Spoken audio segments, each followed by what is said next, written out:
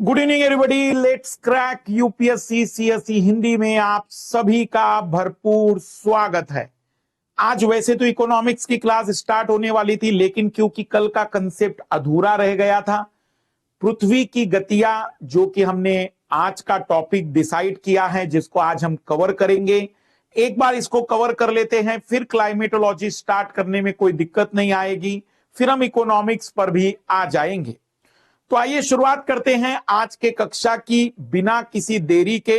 जिन विद्यार्थियों ने अक्षांश और देशांतर की क्लास नहीं ली है, मैं रिक्वेस्ट करूंगा कि उस क्लास को इस क्लास के कंप्लीट होने पर पूरा कर लीजिएगा, ताकि आपको सीक्वेंस से चीजें समझ में आ सके। आज हम पृथ्वी की गतियों पर चर्चा करेंगे। पृथ्वी में दो प्रकार की गतियां मिलती हैं। मोशन ऑफ अर्थ की अगर हम बात करें तो दो तरीके का मोशन होता है, एक रोटेशन मोशन है और एक रिवोल्यूशन मोशन है। एक घूर्णन गति है और एक परिक्रमण गति है। तो हम उन दोनों गतियों पर विस्तार से चर्चा करते हैं, ताकि बहुत सारे कंसेप्ट, बहुत सारी बातें आपको इससे क्लियर होती चली जानी चाहिए। शुरुआत करते हैं आज के कक्षा की। बस 1 मिनट का समय हम आपका लेंगे, क्योंकि संडे के दिन पुनः स्कॉलरशिप टेस्ट होने जा रहा है। तो आप ज्वाइन कर सकते हैं स्कॉलरशिप टेस्ट को एमके लाइव रिफर कोड की मदद से। टेस्ट सीरीज स्टार्ट हो चुकी है, इसे आप ज्वाइन कर सकते हैं। कॉम्बैक्ट स्कॉलरशिप टेस्ट संडे के दिन सुबह 11 बजे है। साथ ही साथ संघर्ष आपका साथ हमारा आरंभ बैच बाइलिंगुअल शुरू होने जा रहा है, या हम कहेंगे कि शुरू हो चुका है। इकोनॉमी के सेशन स्टार्ट हो चुके हैं। साथ ही साथ 0% इंटरेस्ट के साथ ईएमआई का ऑप्शन आपके पास है। अनअकैडमी सेंटर पुणे स्टार्ट कर चुका है अपना पहला बैच। हमारा इकोनॉमी का जो क्लास है वो 1 सितंबर भले ही दिखा रहा है, लेकिन जल्द ही हम इसको शुरू करेंगे। मे भी कल से उसकी स्टार्टिंग कर देंगे। पृथ्वी की गतियां, अगर हम पृथ्वी की बात करते हैं तो सौर मंडल का यह ग्रह, यह प्लानेट दो प्रकार की गतियां दर्शाता है। वैसे सौर मंडल में, सोलर सिस्टम में हर एक प्लानेट में यही दो गतियां होती है। एक गति कहलाती है जो अपने ही अक्ष पर घूमने की होती है। जो अपने ही अक्ष पर पृथ्वी घूमती है, हम उस गति को कहते हैं परिभ्रमण। हिंदी पर थोड़ा ध्यान देना। एक जो अपने ही अक्ष पर घूमने वाली गति होती है, अंग्रेजी में रोटेशन आसान है, लेकिन हिंदी में परिभ्रमण या घूर्णन गति के नाम से इसको जाना जाता है। और दूसरी जो सूर्य के चारों तरफ पृथ्वी परिक्रमण करती है, जिसको रिवोल्यूशन या परिक्रमण गति के नाम से जाना जाता है। ये इस प्रकार की पृथ्वी सूर्य के चारों तरफ जो परिक्रमण के रूप में जाना जाता है। तो दो प्रकार की गतियां हैं। क्योंकि आज मैंने ग्लोब भी लाया है, कल इसी कारण से क्लास को रुकवाना पड़ा था। ये वास्तविक रूप में अगर हम पृथ्वी की बात करें तो पृथ्वी का रियल अक्ष ऐसा है, और वो अपने अक्ष पर ही घूम रही है, अपने अक्ष पर ही घूमती है, लेकिन वो ऐसे घूम रही है, इस तरीके से घूम रही होती है पृथ्वी। तो ये जो गति इसकी इस समय मैं आपको जो दर्शा रहा हूं, इसको कहते हैं रोटेशन मोशन, परिभ्रमण या घूर्णन गति के नाम से हम इसको जानते हैं। और एक गति, मान लीजिए कि मैं सूर्य हूं, तो चारों तरफ जो लगातार घूम रही होगी, चारों तरफ जो लगातार घूम रही होगी, हम उस गति को नाम देंगे, जो चारों तरफ से कवर कर रही होगी, परिक्रमण गति। अगर हम रोटेशन की बात करें तो आपको सुनकर अचरज होगा कि कुछ फैक्ट इतने अद्भुत हैं कि पहली बार सुनने में आपको लगेगा कि क्या सच में ऐसा होगा। आपको क्या लगता है कि पृथ्वी जब रोटेशन करती होगी तो आपको कोई झटका तो महसूस नहीं होता, क्योंकि वो एक समान गति से चल रही है, तो कोई झटके नहीं देती। आपको क्या लगता है, अंदाजा अगर आपसे पूछा जाए कि क्या स्पीड से घूम रही होगी वो अपने अक्ष पर, अपने अक्ष पर की उसकी स्पीड कितनी होगी? अगर मैं आपको एक मोटा मोटा आइडिया पूछूं कि सर मुझे ऐसा लगता है कि इतनी स्पीड होगी, क्या लगता है आपको?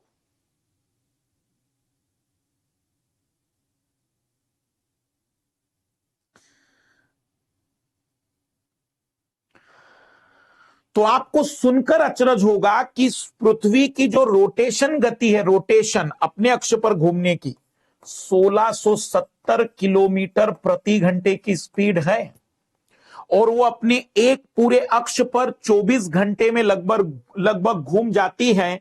लेकिन अगर एग्जैक्ट टाइम कहें तो 23 घंटे 56 मिनट 4 सेकंड में यह अपना एक चक्कर पूरा करती है। सोचिए, 1670 किलोमीटर प्रति घंटे की स्पीड से वह घूम रही है। तो मेरा आप लोगों से एक बड़ा प्रश्न है, मैं चाहूंगा देखते हैं कितने लोग जवाब दे पाते हैं। एक व्यक्ति, जैसे मान लीजिए कि ये पृथ्वी 1670 किलोमीटर प्रति घंटे की स्पीड से घूम रही है, और ये सभी को पता होना चाहिए कि यह जो घूमना है ये पश्चिम से पूर्व की ओर है। इधर वेस्ट होता है, इधर ईस्ट होता है, इधर नॉर्थ और इधर साउथ। तो ये इस तरीके से घूम रही है, तो इसलिए हम इसको कहते हैं वेस्ट टू ईस्ट।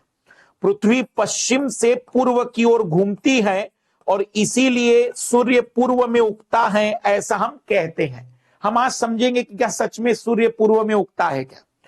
1670 किलोमीटर की स्पीड से जब ये घूम रही है, तो मेरा आप लोगों से एक सवाल है, ध्यान से सुनना। जब कोई व्यक्ति हवाई जहाज से यात्रा करता है, हवाई जहाज से यात्रा करता है, तो लगभग 12 से लेकर 20 किलोमीटर ऊंचाई पर वो व्यक्ति हवाई जहाज से यात्रा कर रहा है।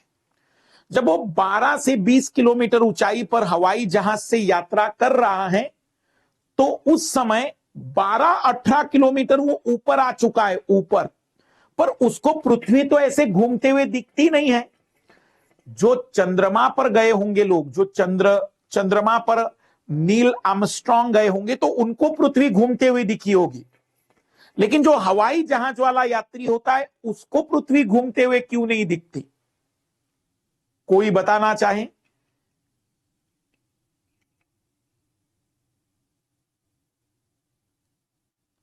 हवाई जहाज से यात्रा करने पर क्या पृथ्वी घूमते हुए दिखेगी? अगर हां तो क्या दिखती क्यों नहीं है? तो नहीं अगर है तो क्यों नहीं दिखती पृथ्वी घूमते हुए? अंशु कुमार कह रहा है बादल के कारण, स्पीड स्लो है। नहीं, बहुत बढ़िया, राधा पाटीदार का आंसर सही है। बहुत बढ़िया, बहुत बढ़िया। याद रखिएगा, ये शायद आज पहली बार पता चले कई लाल लालियों को, जब पृथ्वी घूर्णन कर रही होती है, जब पृथ्वी का घूर्णन हो रहा होता है ना, उस समय केवल पृथ्वी नहीं घूर्णन कर रही है, पूरा वायुमंडल भी पृथ्वी का घूर्णन करता है, पूरा वायुमंडल भी। इसलिए जब कोई हवाई जहाज 12 किलोमीटर 20 किलोमीटर की ऊंचाई पर है, तो वो भी उतना ही घूर्णन कर रहा है जितनी की पृथ्वी घूर्णन कर रही है, और इस कारण से उसे पृथ्वी का घूर्णन नहीं दिखाई देगा। जब वह लगभग 400 किलोमीटर 300 किलोमीटर, या हम कहेंगे कि जो मेन दो परतें हैं, क्षोभ मंडल और समताप मंडल को छोड़ दीजिए, उसके बाद जब आप ऊपर जाएंगे तो आपको पृथ्वी का घूर्णन दिखाई देगा। तो पृथ्वी का जब घूर्णन होता है तो केवल पृथ्वी नहीं घूम रही होती है, पृथ्वी का वायुमंडल भी घूम रहा होता है, और इसी कारण से हवाई जहाज में बैठे हुए यात्री को पृथ्वी घूमते हुए नहीं दिखती। आज हम जो शुरुआत करने जा रहे, पहले पृथ्वी के घूर्णन गति पर चर्चा कर रहे हैं। पृथ्वी के घूर्णन गति की स्पीड 1670 किलोमीटर प्रति घंटा है, जो 23 घंटे 56 मिनट 4 सेकंड, लगभग 24 घंटे में पृथ्वी अपना एक चक्कर पूरा कर लेती है अपने अक्ष पर। अपने अक्ष पर पृथ्वी का एक चक्कर 24 घंटे में पूरा हो जाता है। अब जरा ध्यान से सुनते चलिएगा, जो कल की बात अधूरी छोड़ी थी। तो वास्तविक रूप में मान लीजिए कि यह सूर्य है, ये सूर्य है। तो पृथ्वी जब यहां पर घूम रही होगी, पृथ्वी जब घूम रही होगी, तो क्षैतिज रेखाओं में तो कोई दिक्कत नहीं है, लेकिन जो ऊर्ध्वाधर लाइनें हैं, जो ऊर्ध्वाधर रेखाएं थी जिसका नाम हमने देशांतर रखा था, वो देशांतर लाइनें लगातार खिसकती चली जा रही होगी, घूमती चली जा रही होगी, सूर्य के सामने आकर फिर अलग होती चली जाती होगी। तो सूर्य के सामने से अलग होकर जाती होगी, तो इसका मतलब यह हुआ कि टोटल 360 लाइनें थी एक एक डिग्री के गैप पर अगर हम बनाए तो, या पृथ्वी 24 घंटे में एक राउंड लगाती है। ध्यान से सुनना लालियो, पृथ्वी 24 घंटे में 360 डिग्री घूम जाती है, तो एक घंटे में 360 बटे 24, इसका मतलब है कि एक घंटे में 15 डिग्री का एंगल कवर करती होगी पृथ्वी। एक घंटे में 15 लाइनें गुजर जाती होगी, 15 लाइनें एक घंटे में, 15 लाइनों को क्रॉस कर देता होगा सूर्य। एक घंटे में 15 डिग्री मतलब एक घंटा मतलब 60 मिनट, 15 डिग्री। तो एक डिग्री के लिए अगर मैं आपसे कहूं लालियो, तो एक डिग्री के लिए 4 मिनट का समय लगता है। जितने टाइम में मैंने अब आपको बताया, जितना टाइम 4 मिनट का टाइम में मैंने आपको यह कंसेप्ट बताया, उतने में 1 डिग्री देशांतर पृथ्वी का घूम चुका है। रिपीट कर रहा हूं मैं, पृथ्वी की जो घूर्णन गति है वो 1670 किलोमीटर प्रति घंटे की स्पीड से मानी जाती है। मतलब अगर वो अपने अक्ष पर ना घूमकर ऐसे कहीं सीधी जाती तो 1670 किलोमीटर एक घंटे में कवर कर लेती। फिर हमने एक और चीज बताई कि 24 घंटे में अपना एक चक्कर पूरा कर लेती है अपने अक्ष पर, मतलब 360 डिग्री घूम जाती है। तो एक घंटे में 15 डिग्री घूमती है पृथ्वी, 15 डिग्री से मूव करती है। मतलब 1 डिग्री मूव करने के लिए 4 मिनट का समय लगता है पृथ्वी को। जब भी 4 मिनट बीत जाते हैं तो पृथ्वी 1 डिग्री से घूम जाती है। अब जरा गौर करिएगा जो हम समझाना चाह रहे हैं। अब मेरी बात जरा ध्यान से सुनेंगे सभी लोग। मान लीजिए कि इधर सूर्य है, इस और सूर्य है,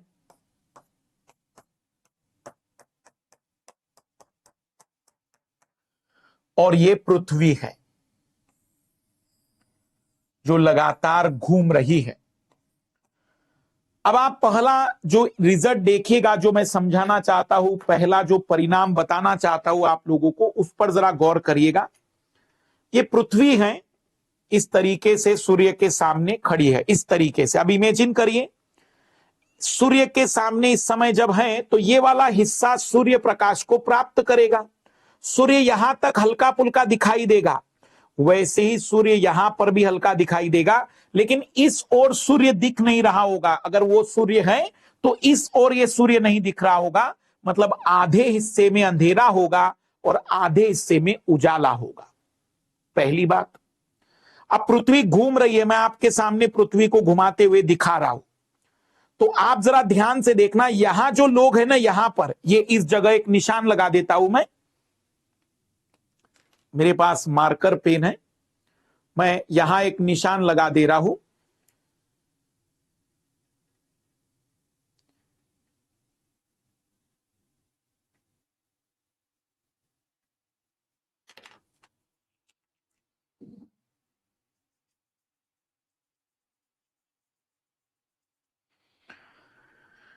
इधर देखिएगा सभी लोग, मैं निशान दिखा दे रहा हूं आपको। अब आपको सूर्य का उगना और सूर्य का डूबना समझना है। खास करके रियल में लोग कहते हैं कि दिन और रात सूरज उग गया, ना सूरज कभी डूबा था ना कभी वह उगता है।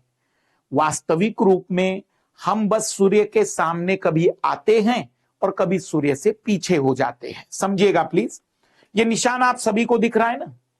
अब इमेजिन कर रहे हैं हम लोग कि यहां अभी सूर्य दिख नहीं रहा है इस बिंदु पर। अब पृथ्वी थोड़ी सी घूम रही है, सामने सूर्य है, पृथ्वी घूम रही है और ये पृथ्वी घूमती गई घूमती गई। अब इमेजिन करिए कि यहां पर जो व्यक्ति बैठा होगा, अब उसको हल्का हल्का सूर्य दिखने लगा होगा। हल्का हल्का सूर्य दिखने लगा होगा तो कह रहा होगा कि अच्छा उजाला होना शुरू हो रहा है, मतलब सुबह के 6 बजे होंगे। अब पृथ्वी और घूमी होगी, अब उसको लाइट ज्यादा दिखने लगा तो सुबह के 8 बजे होंगे। फिर सूर्य और उसके नजदीक सूर्य के नजदीक पहुंच रहा है वो जगह, तो वो कहेगा कि 10 बज रहे होंगे। और फिर जब वो सूर्य के ठीक सामने आ गया होगा, ये पॉइंट ठीक सामने, तो कह रहा होगा दोपहर के 12 बज रहे हैं।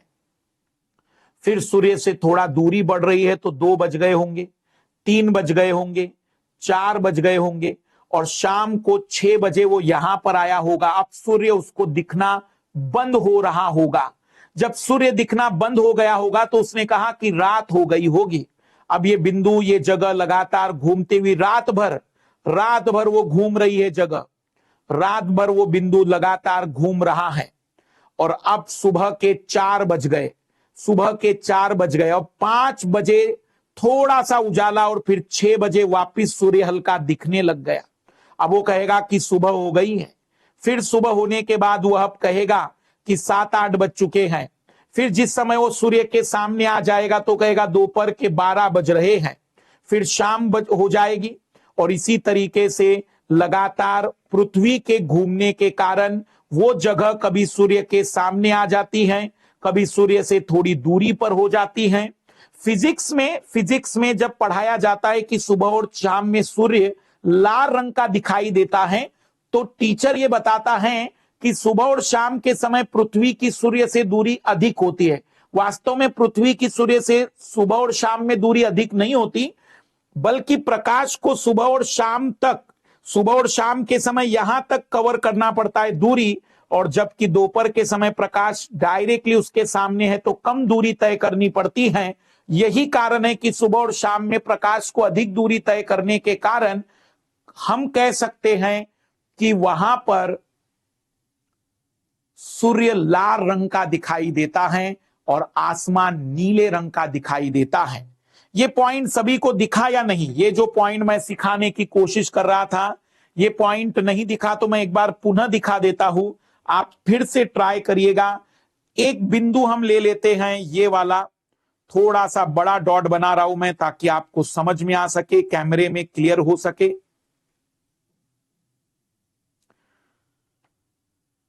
मैं ये बिंदु को दिखा रहा हूं, देखना आप। अब ये सामने सूर्य है और इस समय अंधेरा था। अब ये बिंदु लगातार आगे बढ़ रहा है, ये बिंदु अब लगातार आगे बढ़ रहा है। सुबह के 6 बज रहे हैं, 7, 8, फिर सामने आते पर 12 बज रहे हैं। फिर 12 बजने के बाद वो पीछे शाम के 4, 6 बज रहे होंगे। फिर अंधेरा शुरू हो गया, अब रात आ गई उस जगह पर। फिर ये पूरा रात भर रहा और फिर अब ये बिंदु पुनः सुबह को दर्शाएगा, क्योंकि पृथ्वी को एक रोटेशन करने में लगभग 24 घंटे का समय लग जाता है। 24 घंटे का समय पृथ्वी को एक रोटेशन में लगता है।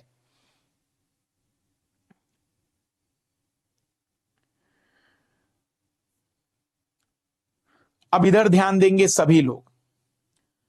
अब जो मैं आपको बताना चाह रहा हूं उस पर गौर करिएगा। ये कंसेप्ट अब अभी तक के सभी कंसेप्ट से ज्यादा इंपॉर्टेंट कंसेप्ट है।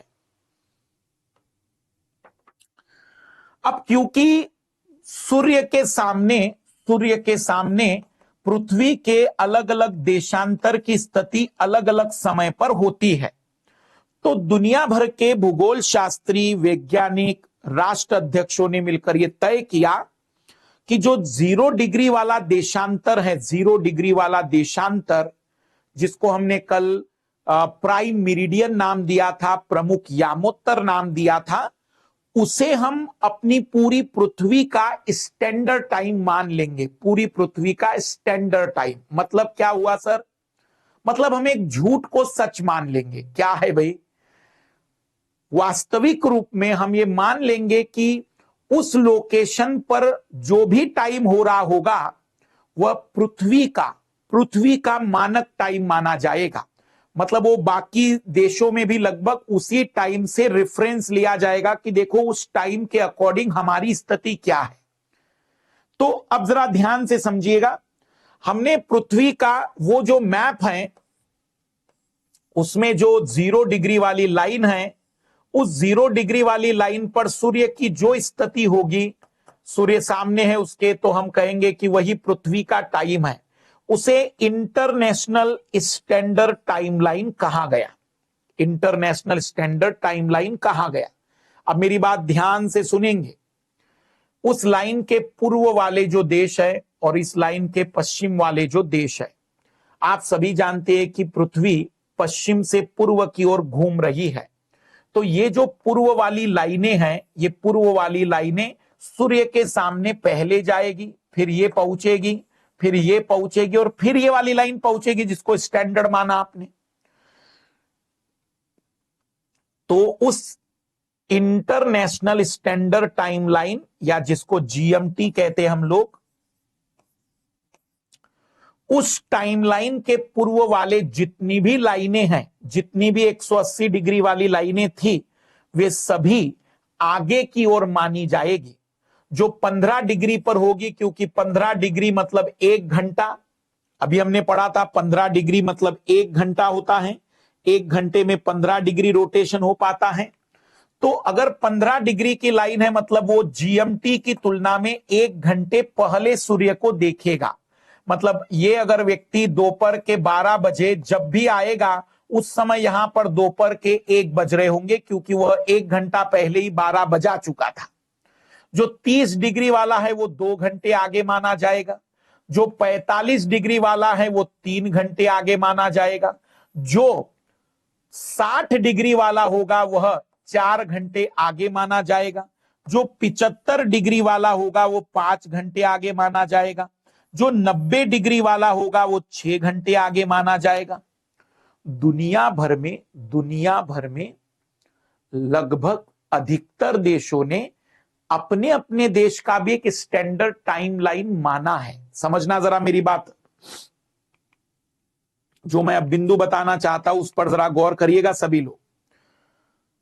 भारत ने, क्योंकि भारत का लोकेशन अगर हम देखेंगे तो भारत की जो स्थिति है वह लगभग 68 डिग्री के आसपास से शुरू होकर हम कहते हैं कि 97 डिग्री तक जाता है। तो भारत का जो देशांतर है, अब लगभग हम देखें तो 30 डिग्री का गैप है इस देशांतर का इस ओर में। ये पूरी पृथ्वी है, ये पूरे पृथ्वी का मैप है और ये भारत का मैप कहीं यहां पर आता है। तो यहां पर अगर हम बात करें तो गुजरात की तुलना में जो अरुणाचल प्रदेश है, अरुणाचल प्रदेश 2 घंटे पहले ही सूर्य देख लेता है, अरुणाचल प्रदेश। अब ध्यान से सुनिएगा मैं जो बताना चाहता हूं। अरुणाचल प्रदेश 2 घंटे पहले ही सूर्य देख लेता है, मतलब गुजरात में सूर्य जब दिखेगा उसके 2 घंटे पहले अरुणाचल वालों को सूर्य दिख जाता है। इसलिए अरुणाचल प्रदेश को उगते हुए सूर्य का राज्य कहते हैं, राज्य। उगते हुए सूर्य का राष्ट्र जापान को कहते हैं, क्योंकि वह उस लाइन पर है जहां सबसे पहले सूर्य दिखता है देश के अनुसार। अब यहां एक इंटरेस्टिंग पॉइंट है। अब इमेजिन करें कि हम अगर सच में का मतलब समझना, अगर रियलिटी में हम हर एक देशांतर पर सूर्य की स्थिति को दर्शाएं तो अभी आप पढ़े लिखे लोग कंफ्यूज हो जाएंगे कि सर आप अरुणाचल में कह रहे थे कि अभी 8 बज रहे हैं, यहां आप कह रहे हैं कि यहां पर 7:30 बज रहे हैं, फिर यहां आप कह रहे हैं कि 7 बज रहे हैं, फिर आप यहां कह रहे हैं कि 6:30 बज रहे हैं, फिर आप यहां कह रहे हैं कि 6 बज रहे हैं। तो अलग अलग शहर के लोग कंफ्यूज हो जाएंगे। इसलिए हमारी सरकार ने कहा कि कुछ नहीं, पूरे भारत में वो टाइम मान लिया जाएगा जो 82.5 डिग्री, जो लगभग हमारे भारत के मध्य में से गुजरता है वर्टिकली, 82.5 डिग्री ईस्ट देशांतर जो कि भारत के लगभग मध्य में से गुजरता है, उसी पर वास्तविक स्थिति जो दिखेगी वही पूरे भारत में मान ली जाएगी। मतलब वो झूठ है कि गुजरात में हम कह रहे हैं कि सुबह 6:30 बजे सूर्योदय होने वाला है, ऐसा कैलेंडर में लिखा हुआ था, लेकिन वो वास्तविक सूर्योदय 82.5 पर होने वाला था। आपको गुजरात में शायद 1 घंटे बाद सूर्योदय दिखाई देगा, लेकिन हम फिर भी उसी टाइम को मान लेंगे ताकि थोड़ा सरल हो जाए जिंदगी। नहीं तो फिर हर एक जगह का अगर हम देशांतर देखने लग जाते तो हमारे बच्चे तकलीफ में आ जाते, तो बूढ़े बुजुर्ग जिन्होंने कभी ज्योग्राफी नहीं समझा होगा उनके लिए और स्थिति खराब हो जाती। फिर रेलवे हमारे देश में चलती, बसें चलती तो बहुत समस्याएं क्रिएट हो जाती। फिर बार बार ये सोचना पड़ता कि ठीक है, रेल तो यहां सुबह 8 बजे निकलने वाली है, लेकिन वहां पर जो पहुंचेगी 4 घंटे बाद 12 बजे, लेकिन वहां का देशांतर कुछ और टाइम बताता। मैं ये कहना चाह रहा हूं कि हमारे देश में टाइम को समान करने के लिए हमने 82.5 डिग्री वाले टाइम को एक स्टैंडर्ड टाइम मानकर सूर्य की वह स्थिति को ही पूरे देश की स्थिति के रूप में मान लिया गया है। वो झूठ है, लेकिन वही मान लिया गया जीवन को सरल करने के लिए। तो कभी कभी झूठ भी जिंदगी को सरल करने के लिए जरूरी हो जाते हैं। अब जैसे मान लीजिए किसी ने कहा शुभ मुहूर्त, जैसे लोग नहीं कहते कि भाई 12 बजे का शुभ मुहूर्त है। 12 बजे का शुभ मुहूर्त किस देशांतर का, ये भी तो बताइए महोदय। क्योंकि 82.5 डिग्री पर जो शुभ मुहूर्त होगा, आप ये दावा कैसे कर देंगे कि वही शुभ मुहूर्त 90 डिग्री वाले के लिए भी होगा, क्योंकि वहां तो आधे घंटे का हेरफेर हो गया होगा। इसलिए जो शुभ मुहूर्त वाले लोग हैं उनसे ये जरूर पूछिएगा कि कौन से देशांतर का शुभ मुहूर्त। आप यदि 82.5 पर रहते तो फिर आपके लिए वही टाइम है शुभ मुहूर्त का, लेकिन अगर आप उससे अलग रहते हैं तो आपका टाइम शुभ मुहूर्त का अलग रहेगा। फिर तो 82.5 डिग्री को 82.5 क्यों? तो दो रीजन। पहला तो दुनिया भर में 7.5 डिग्री के गैप पर हर एक देश ने अपने अपने स्टैंडर्ड टाइम माने हैं, मोस्ट ऑफ द कंट्रीज ने। भारत ने भी फिर 7.5 डिग्री के मल्टीप्लाई में 82.5 को माना। 82.5 को ही क्यों? क्योंकि लगभग 82.5 बीच में से गुजरता है, भारत के लगभग बीच में से। अब जरा मेरी बात ध्यान से सुनिएगा, मैं जो बात समझाना चाहता हूं। हमारे देश में चौड़ाई उतनी ज्यादा नहीं, इसलिए एक ही स्टैंडर्ड टाइमलाइन है। वैसे भारत जैसे देश को कहा जाता है कि 2 स्टैंडर्ड टाइमलाइन की जरूरत है, कहा जाता है, लेकिन उससे कई चैलेंजेस खड़े हो सकते हैं, कई प्रॉब्लम्स क्रिएट हो सकते हैं, इसलिए एक ही स्टैंडर्ड टाइमलाइन मानिए। पर आपको शायद पता है अमेरिका और रूस की टाइमलाइन कितनी है, और सबसे ज्यादा टाइमलाइन किस देश की है? मैं जानना चाहूंगा कितने लोगों को पता है सबसे ज्यादा टाइमलाइन किस देश की है।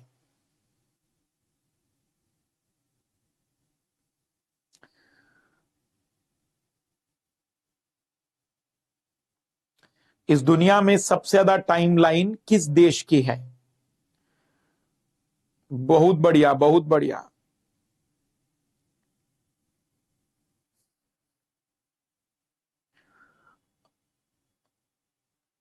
कई लोग रूस लिख रहे हैं, लेकिन आपको सुनकर अचरज होगा कि इस दुनिया की सबसे ज्यादा टाइमलाइन फ्रांस की है, क्योंकि फ्रांस के इस दुनिया भर में 12-13 छोटे छोटे द्वीप अलग अलग जगह पर हैं। तो सबसे ज्यादा टाइमलाइन फ्रांस के हैं।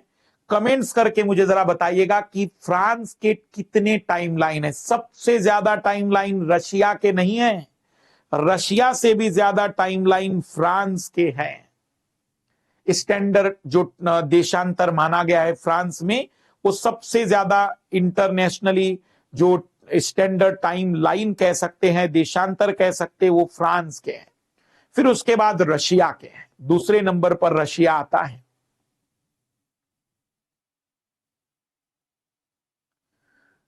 कमेंट्स करके बताइएगा कितनी टाइमलाइन फ्रांस की है, कितनी रशिया की है।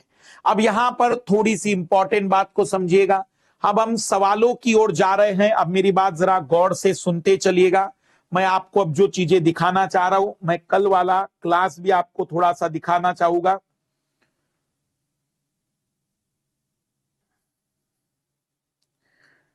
कल वाली क्लास को भी मैं थोड़ा सा आपको ओपन करके दिखा देता हूं, ताकि आप लोग थोड़ा सा मेरी बात समझ सके।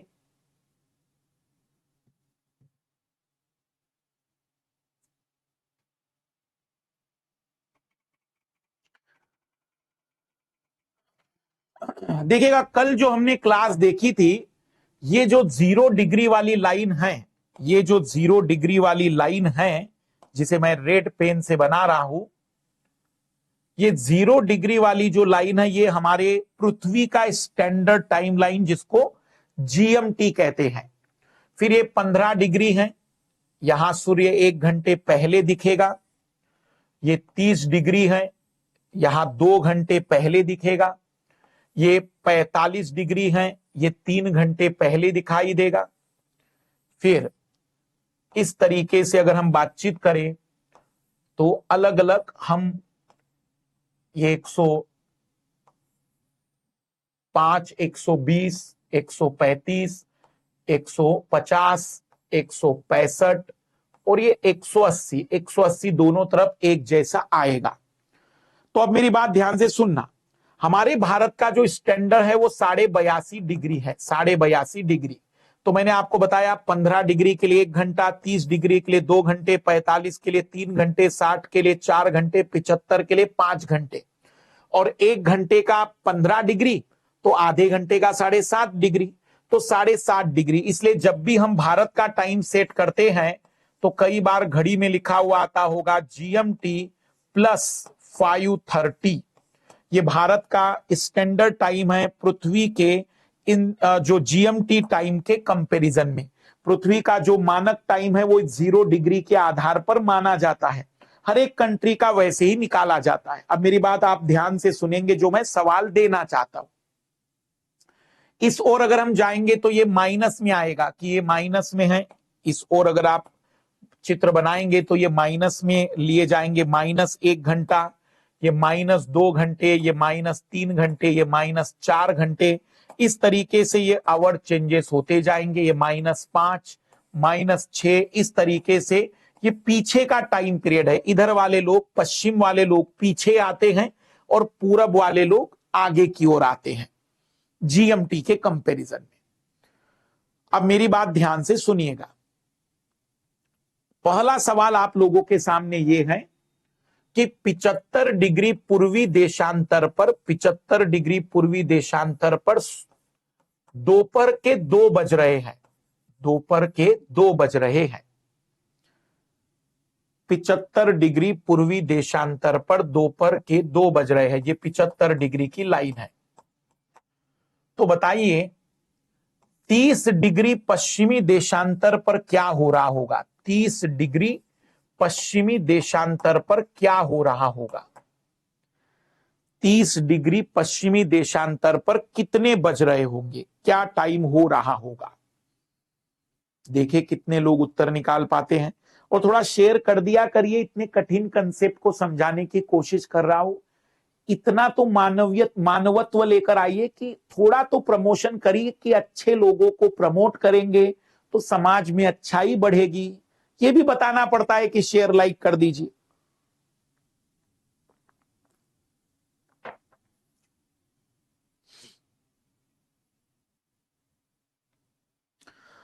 दोपहर के 2 बज रहे हैं। दोपहर के 2 बज रहे हैं। तो देखो सबसे पहले तो 75 डिग्री मतलब 5 घंटे। पहले हम GMT पर लेकर आए उसको 5 घंटे पीछे। तो 2 बजे से 5 घंटे पीछे मतलब 9 बज रहे होंगे। यहां पर सुबह के 9 बज रहे होंगे। फिर आपको 30 डिग्री कहा मैंने, तो 2 घंटे और पीछे चले जाइए। आप कहेंगे कि सर सुबह के 7 बज रहे होंगे यहां पर अभी, क्योंकि अभी पृथ्वी घूम रही है।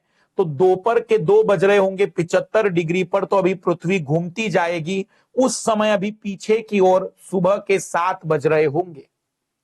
सुबह के 7 बज रहे होंगे। आइए जरा देखते हैं कितने लोगों को सच में मेरी बात समझ में आ गई है। मैं देखना चाहता हूं कि कितने लोगों को रियल में क्लैरिटी आ चुकी है।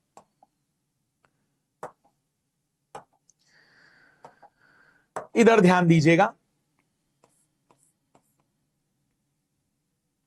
जब भारत में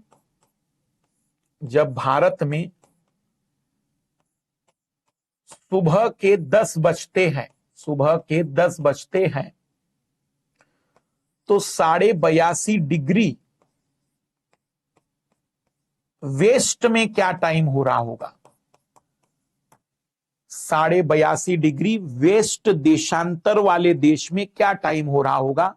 जब भारत में सुबह के 10 बज रहे होंगे उस समय 82.5 डिग्री पश्चिमी देशांतर पर क्या टाइम हो रहा होगा?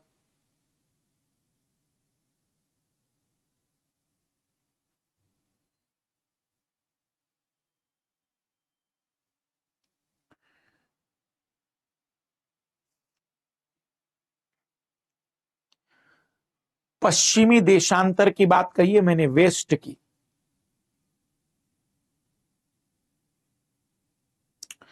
सुबह के जब 10 बज रहे होंगे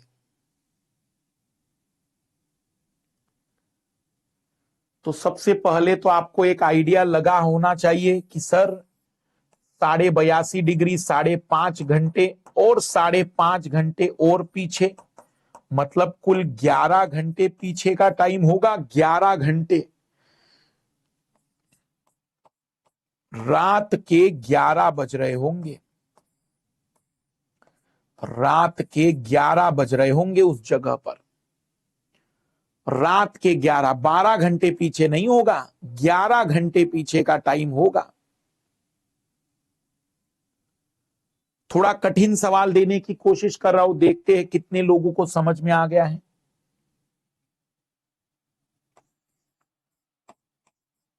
भारत से एक व्यक्ति ने, भारत से, इंडिया से, भारत से, आजकल इंडिया भारत बहुत चल रहा है, तो भारत से एक व्यक्ति ने हवाई यात्रा प्रारंभ की। एरोप्लेन में बैठा है वो, सुबह 9 बजे, सुबह 9 बजे हवाई यात्रा प्रारंभ की। 4 घंटे यात्रा करने के बाद वह लंदन पहुंचा। लंदन पहुंचा, जहां जीएमटी का टाइम, जो एक्चुअल जीएमटी वाला है वही टाइम माना जाता है। लंदन में उसे कितना बज रहा होगा जब वो लंदन में उतरा होगा? एक व्यक्ति भारत से यात्रा शुरू करता है, सुबह 9 बजे उसने यात्रा शुरू की, 4 घंटे उसको पहुंचने में लगे।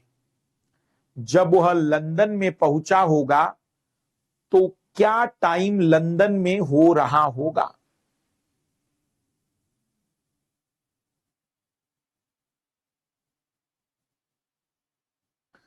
लंदन में क्या टाइम हो रहा होगा?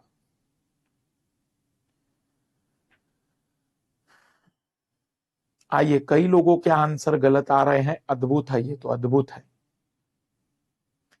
तो सबसे पहले तो लंदन हमसे पीछे है 5.5 घंटे।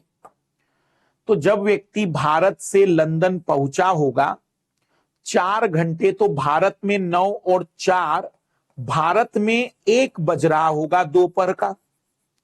दोपहर का 1 भारत में बज रहा होगा।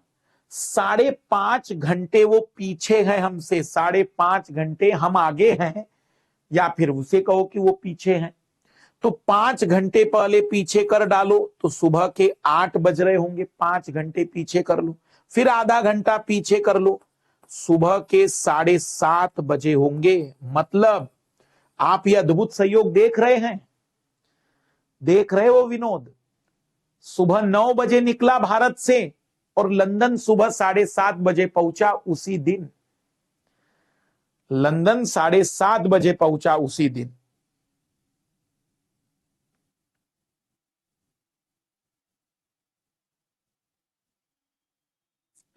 फिर से अगर मान लीजिए कि और सवाल, अब एक व्यक्ति लंदन से वापस आ रहा है, वही व्यक्ति लंदन से लौटा सुबह 11 बजे। लंदन से वह सुबह 11 बजे निकला और 4 घंटे की यात्रा करने के बाद, 4 घंटे की यात्रा करने के बाद भारत पहुंचा। यहां समय क्या हो रहा होगा जब वो भारत में दिल्ली के एयरपोर्ट पर पहुंचा होगा, अंतरराष्ट्रीय इंदिरा गांधी अंतरराष्ट्रीय हवाई अड्डे पर पहुंचा होगा, तब भारत में क्या समय हुआ होगा?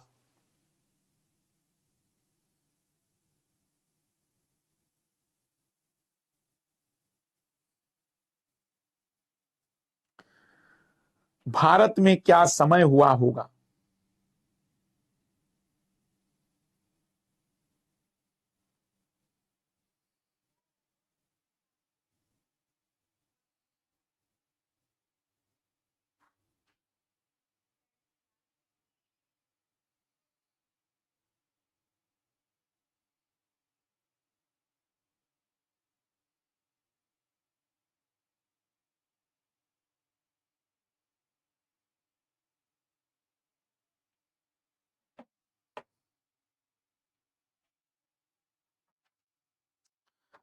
तो सबसे पहले तो 4 घंटे की यात्रा करने का मतलब हुआ होगा कि वह दोपहर के 3 बजे, जब लंदन में दोपहर के 3 बजे होंगे उस समय वह पहुंचा होगा भारत। लेकिन भारत क्योंकि 5 घंटे आगे है लंदन से, तो 5 घंटे और ऑलरेडी टाइम, 5.5 घंटे ऑलरेडी टाइम हुआ गया होगा। मतलब वह शाम को 8:30 बज गए होंगे। मतलब सोचिए 4 घंटे की यात्रा थी, लेकिन जब पहुंचा तो भारत में 9:30 घंटे का टाइम हो चुका था। 9:30 घंटे का टाइम, शाम को 8:30 बजे पहुंचा होगा वो महोदय। बहुत कम लोगों के उत्तर आ रहे हैं। एक सवाल मैं चाहूंगा पुनः देख लेते हैं। एक सवाल पुनः देख लेते हैं। एक व्यक्ति भारत से हवाई यात्रा के सफर करता है सुबह 8 बजे। सुबह 8 बजे 5 घंटे की यात्रा करने के पश्चात, 5 घंटे की यात्रा करने के पश्चात वो एक ऐसे देश में पहुंचता है जो जीएमटी से 1 घंटा पीछे है। एक व्यक्ति भारत से सुबह 8 बजे की यात्रा के लिए निकलता है। 5 घंटे की यात्रा करने के बाद 5 आवर्स उसने ट्रेवलिंग किया बाय प्लेन। वह एक ऐसे देश में यात्रा करके उतरा है जहां जीएमटी से वो 1 घंटे पीछे है। तो उस देश का समय क्या हो रहा होगा जब वह यहां उतरा होगा? जब वो इस देश में उतरा होगा तो जीएमटी का टाइम क्या हुआ होगा?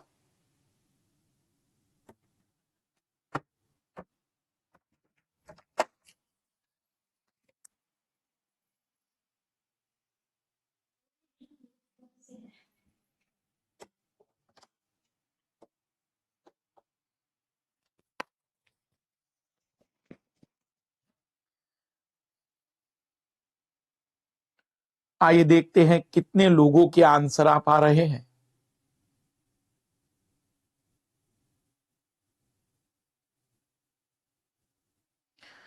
तो सबसे पहले तो भारत पर ही देखो, पूरा ध्यान केवल इस पर लगाओ भारत में क्या हुआ होगा। तो भारत में 8 बजे से लेकर 5 घंटे की यात्रा करने के बाद भारत में दोपहर के 1 बजे होंगे। 5 घंटे की यात्रा की। पहले जीएमटी पर आते हैं। जीएमटी भारत से 5.5 घंटे पीछे है। 5.5 घंटे पीछे का मतलब 7:30 बज रहे होंगे इस समय जीएमटी पर। जीएमटी का टाइम 7:30 बजे का हो रहा होगा और वो ऑलरेडी 1 घंटा पीछे है। मतलब जिस समय ये जमीन पर उतरा होगा उस समय उस देश में सुबह के 6:30 बज रहे होंगे। सुबह के 6:30 बज रहे होंगे।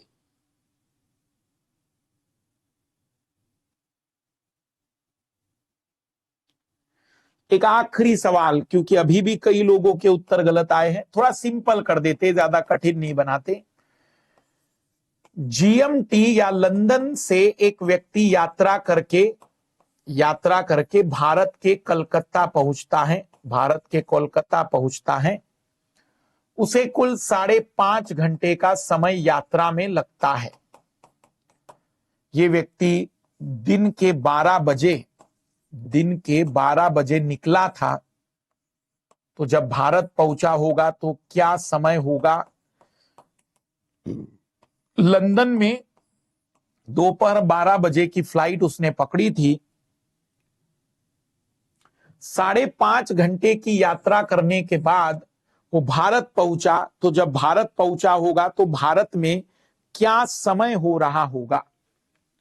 उस समय भारत में कितना बज रहा होगा?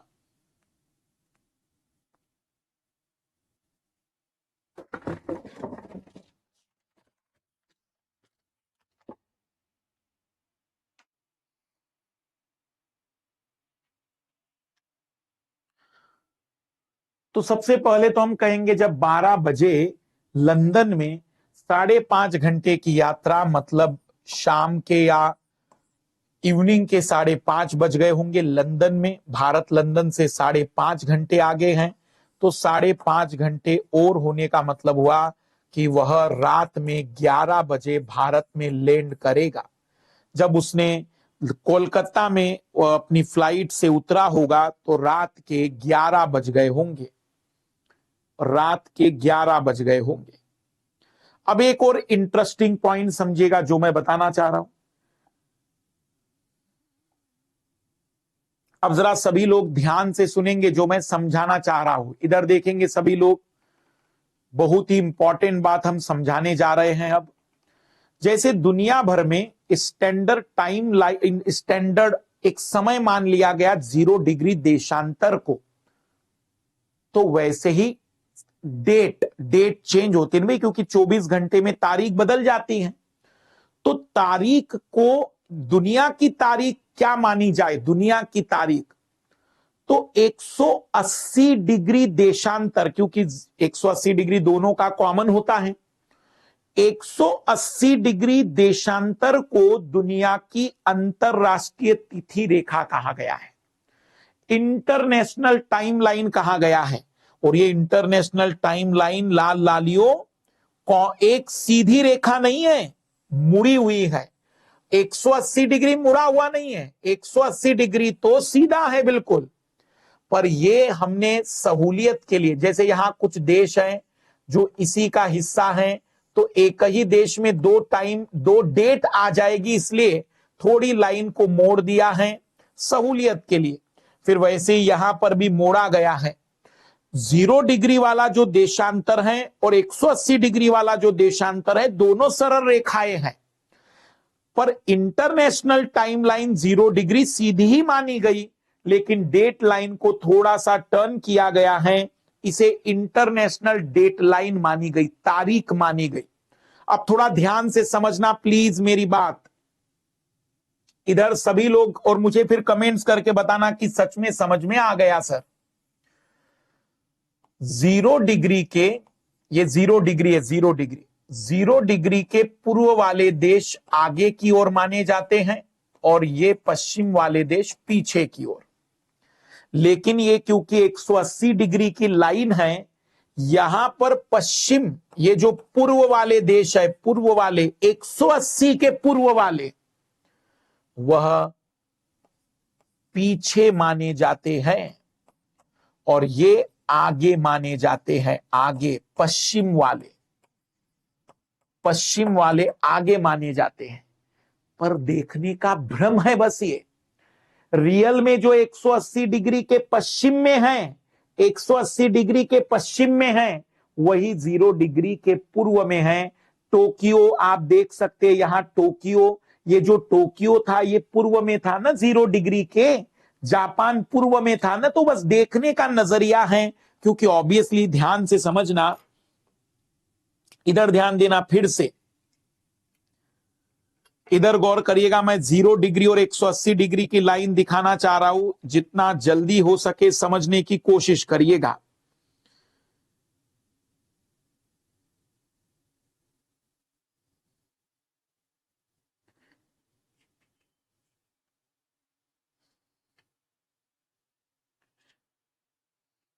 ये 0 डिग्री,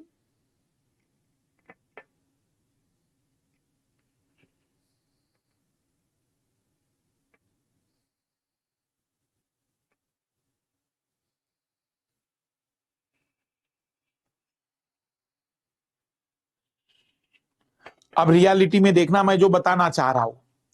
देखो लाल लालियो, ये 0 डिग्री है।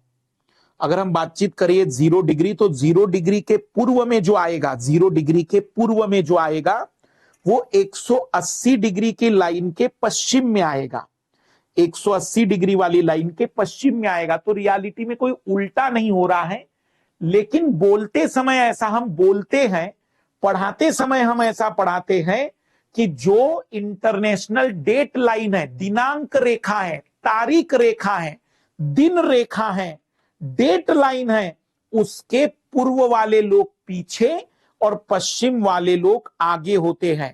एक बार मुझे कमेंट्स कर दीजिएगा कि हाँ सर हमारे समझ में आ गया, केवल और केवल वो बोलने का तरीका है लेकिन कोई चेंज नहीं। अब जरा समझना इसका मतलब क्या हुआ। इसका मतलब ये हुआ लाल लालियो, इसका मतलब हुआ कि आज की तारीख या 31 दिसंबर, टोक्यो में 31 दिसंबर जिस दिन सेलिब्रेट हो रहा है, उस समय लॉस एंजलिस में 30 दिसंबर आया है। 30 दिसंबर आया है। जब टोक्यो में 1 जनवरी को सेलिब्रेट किया जा रहा होगा तो उस समय लॉस एंजलिस में 31 दिसंबर की बातचीत चल रही होगी। मतलब कोई व्यक्ति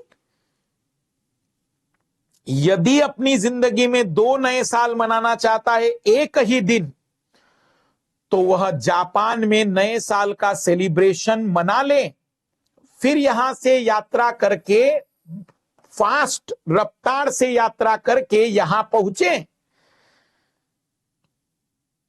और पुनः वह सेलिब्रेशन करेगा, पुनः वह नया साल मनाएगा। मतलब इसका मीनिंग यहां बिल्कुल अद्भुत होगा। आप इधर गए कि तारीख कुछ और इधर आए कि तारीख कुछ और होगी। तारीख कुछ और होगी। अब इधर समझना मेरी बात, इमेजिन करिएगा, मैं जो बताना चाह रहा हूं उस पर गौर करिएगा। आज की तारीख क्या है, तेजी से जरा कमेंट्स करिएगा। 7 सितंबर है। अब इमेजिन करिए कि 7 सितंबर में शाम को 10 बजे, 7 सितंबर को शाम 10 बजे यहां से एक व्यक्ति निकला और यहां गया और 2 घंटे के बाद या 3 घंटे के बाद यहां पहुंचा। 3 घंटे के बाद यहां पहुंचा तो रात के 10 बजे निकला था, 3 घंटे के बाद अब वो सोच रहा है कि 8 सितंबर आ गया, 8 सितंबर, लेकिन यहां पुनः 7 सितंबर का ही दिन होगा, क्योंकि एक तारीख पीछे था ना, वहां तो 6 सितंबर चल रहा था उस समय। पर जब वो लौटेगा वापिस, मान लीजिए कि अब वो यहां के 8 सितंबर को लौटा तो ऑलरेडी ये एक दिन आगे था, तो इसका मतलब महोदय जब वो यहां पहुंचेगा तो 9 सितंबर नहीं, सीधा 10 सितंबर मान लिया जाएगा। उसकी जिंदगी का एक दिन गायब हो गया, उसको पता ही नहीं कहां चला गया। मैं पुनः रिपीट कर रहा हूं, मस्तिष्क की सीमाओं का उल्लंघन हो जाए तो मुझे बता देना। जैसे इधर देखना, ऑकलैंड, मान लीजिए ऑकलैंड से एक व्यक्ति सिडनी गया और वहां पर जैसे मान लेते कि यहां 10 तारीख थी, 10 अक्टूबर था, तो उस समय यहां 9 अक्टूबर चल रहा था। मान लेते कि एक दिन जाने में लगा तो 10 से यहां 11 अक्टूबर हो गया होगा, लेकिन जब यहां 11 अक्टूबर हुआ होगा तो यहां पुनः 10 अक्टूबर। मतलब जब कोई व्यक्ति इंटरनेशनल डेट लाइन के पूर्व में जाता है तो एक दिन का फायदा होता है उसको, फायदा, कोई नुकसान ही नहीं हुआ। 11 अक्टूबर को 10 अक्टूबर को निकला और 10 अक्टूबर को ही पहुंच गया। मतलब अगर तारीख बदलने वाली थी तो, लेकिन जब कोई इंटरनेशनल डेट लाइन के पूर्व से पश्चिम की ओर यात्रा करता है तो उसका एक दिन का नुकसान हो जाता है। डेट लाइन का मतलब इंटरनेशनल डेट लाइन। मैं पुनः सब कुछ मिटाकर समझाने की कोशिश करता हूं, आइए देखिएगा।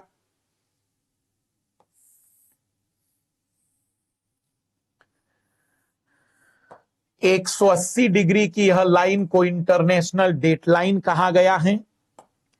इसके पूर्व में जो भी है वो पीछे की तारीख को दर्शाते हैं और इसके पश्चिम में जो भी लोग हैं वो आगे की तारीख को दर्शाते हैं। एक दिन का हेरफेर होता है। वैसे ही जीएमटी वाला जो टाइम था वहां पर हमने बताया कि वहां 12 बजे से आप शुरुआत कर सकते हैं, कि एक तरीके से हम अगर समझना चाहें वहां पर, तो ये जो इंटरनेशनल टाइम लाइन है इसके इस ओर वाले देश आगे की ओर माने जाएंगे, आगे की ओर माने जाएंगे और इस वाले देश पीछे की ओर। तारीख में भी अब देखना, ये 180 डिग्री की लाइन में आपको इधर दिखा देता हूं, ये लाइन दिख रही है 180 डिग्री की। अब देखना, इस मैप से बहुत अच्छे से क्लियर हो जाएगा आप लोगों को, इस मैप से अच्छे से क्लियर हो जाएगा। ये लाइन के ये पूर्व में है, आगे है, और इस लाइन के ये पश्चिम में है। सर ऐसा क्यों? तो मेरे लाल लालियों, इधर ध्यान देना सभी लोग, ध्यान से सुनना। और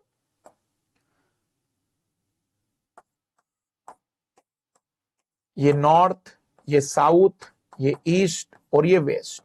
इस लाइन के इस ओर ईस्ट होता है, इस लाइन के इस ओर वेस्ट होता है।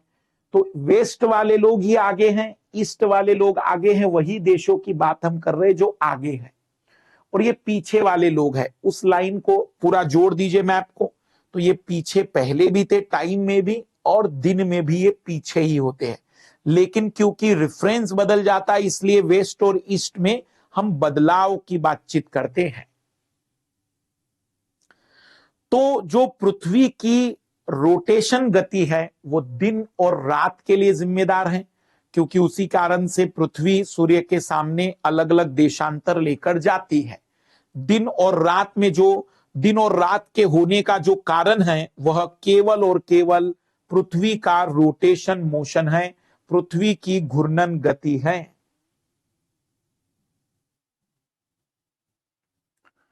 पृथ्वी की घूर्णन गति है।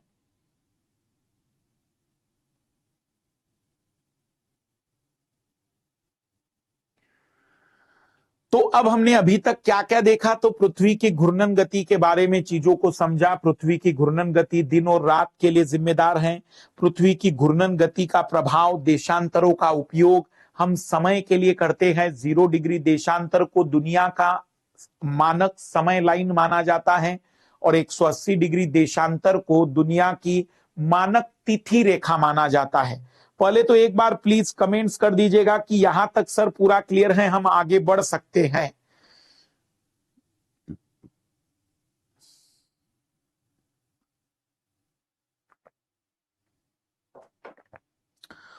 आप लोग थोड़ा आपस में बातचीत अगर कम करेंगे ना तो चीजें समझा पाऊंगा मैं। रियल में बहुत कठिन कंसेप्ट है। मैं जानता हूं कि पढ़ाते समय कितनी तकलीफ एक शिक्षक को होती होगी इन बारीक से बारीक चीजों को समझाने में।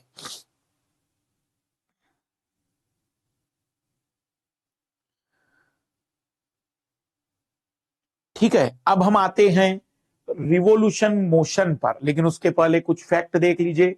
रोटेशन का मतलब है पृथ्वी का अपने अक्ष पर घूमना, और रिवोल्यूशन इसे परिभ्रमण कहते, भ्रमण, ये परिक्रमण, पृथ्वी का सूर्य के चारों ओर घूमना। 24 घंटे दैनिक गति भी कहलाती है घूर्णन की गति। 23 घंटे 56 मिनट 4 सेकंड, 23 घंटे 56 मिनट 4 सेकंड, लेकिन लगभग 24 घंटे वार्षिक गति कहलाती है। 365 दिन 6 घंटे 9 मिनट का समय अप्रोक्सीमेटली लगता है। 365 दिन 6 घंटे 9 मिनट का समय लगता है। अप्रोक्सीमेटली कहे तो 365 सही 1/4 दिन। इसी कारण से हर चौथा वर्ष लीप वर्ष होता है, जैसे 2024 एक लीप वर्ष के रूप में आ जाएगा। ये पृथ्वी का घूर्णन है, पश्चिम से पूर्व की ओर घूम रही है। ये पृथ्वी की एक तरीके से रिवोल्यूशन गति है जो लगभग 365 दिन 6 घंटे में होती है। आपको सुनकर अचरज होगा कि स्पीड क्या होगी पृथ्वी की। यहां पर अगर आप देखेंगे गूगल करके तो 1,07,000 किलोमीटर प्रति घंटे की स्पीड से, लाल लालियों कोई साधारण स्पीड नहीं है, 1,07,000 किलोमीटर प्रति घंटे की स्पीड से पृथ्वी घूम रही है। इतनी स्पीड से हम पृथ्वी पर बैठकर घूम रहे हैं, और लोग कहते हैं कि हमारे पास तो कुछ है ही नहीं घूमने के लिए। इतनी स्पीड से घूम रहे लगभग हम लोग, 1,07,000 किलोमीटर प्रति घंटे की स्पीड से। यह वार्षिक गति है, और इस वार्षिक गति के कारण मौसम बदलते हैं, मौसम बदलते हैं। लेकिन रियलिटी में मौसम के बदलने का रीजन अगर आप जानना चाहें तो मौसम के बदलने का मेन कारण है पृथ्वी का अपने अक्ष पर झुका होना, पृथ्वी का अपने अक्ष पर टिल्ट होना। अगर ये पृथ्वी ऐसे होती ना, सूर्य के चारों तरफ ऐसे घूम रही होती इस तरीके से, तो फिर पृथ्वी का मौसम नहीं बदलता। तो रियल में पृथ्वी के मौसम के लिए रिवोल्यूशन गति जिम्मेदार है, लेकिन मौसम के लिए वास्तविक रूप में पृथ्वी का झुका हुआ होना है जिम्मेदार। क्योंकि देखो, इस झुके होने के कारण, अब जरा समझिएगा, इधर ध्यान देना प्लीज, इधर ध्यान दीजिएगा। अब ये पूरा प्रैक्टिकल दिखा रहा हूं मैं।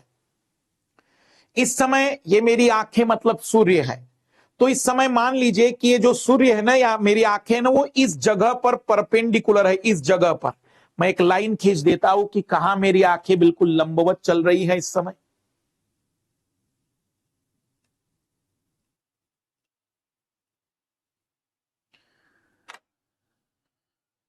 इस समय मेरी आंखें इसको देख पा रही है। ये वाली जो लाइन है, अगर आपको दिख रही हो तो बहुत बढ़िया, ये बिल्कुल इसके लंबवत है। और इसलिए यहां पर सूर्य प्रकाश ज्यादा आ रहा होगा, इसलिए यहां गर्मी महसूस होगी। और ये ऊपर वाले हिस्से में गर्मी कम लगेगी, इसलिए यहां थोड़ी ठंड रहेगी। ये ठंड महसूस करेंगे और ये गर्मी महसूस करेंगे। लेकिन अब ठीक इसके उल्टी जगह पर हम बातचीत कर रहे हैं, और अब पृथ्वी ऐसी हो गई है, लाल लालियो ऐसी। अब पृथ्वी ऐसी हो गई है, तो मेरी आंखें है ना, यहां आ गई, यहां पर, ये यहां पर आंखें आ गई। मेरी आंखों में कोई परिवर्तन नहीं हुआ, पृथ्वी की स्थिति ऐसे बदल गई। और इस कारण से अब जो मेरी आंखें हैं वो पृथ्वी के इस हिस्से के बिल्कुल लंबवत आ गई हैं। पृथ्वी के इस हिस्से के बिल्कुल लंबवत आ गई हैं।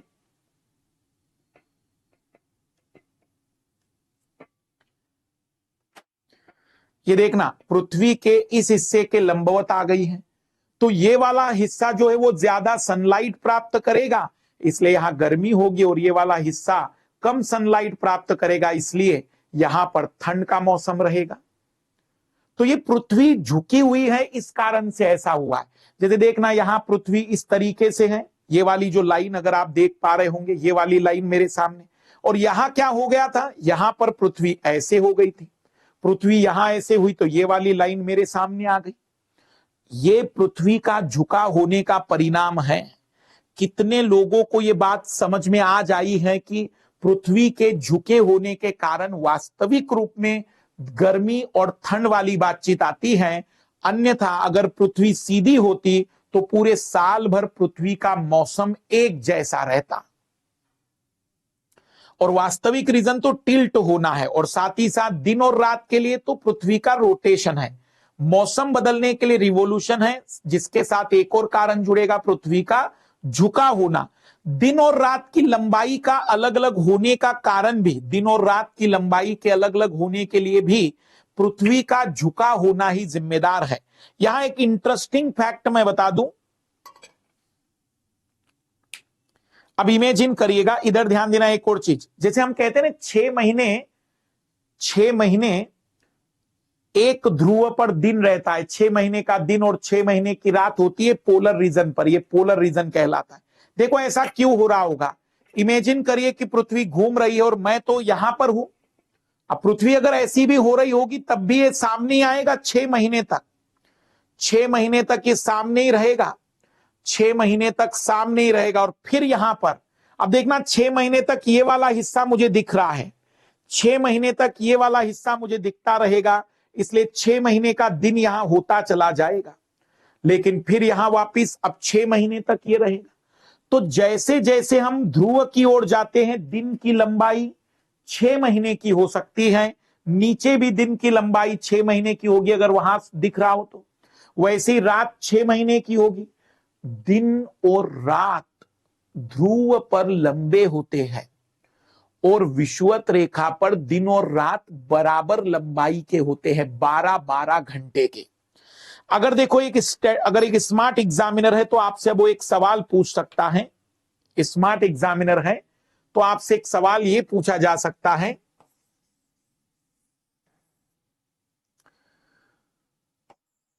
दिल्ली, श्रीनगर, मुंबई, चेन्नई, ये 4 ऑप्शन है, A B C D.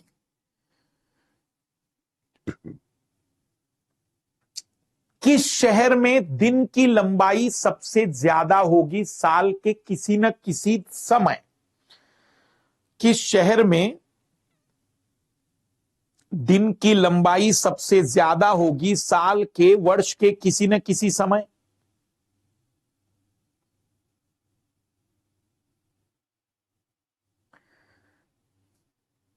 Srinagar, Delhi, Mumbai, Chennai?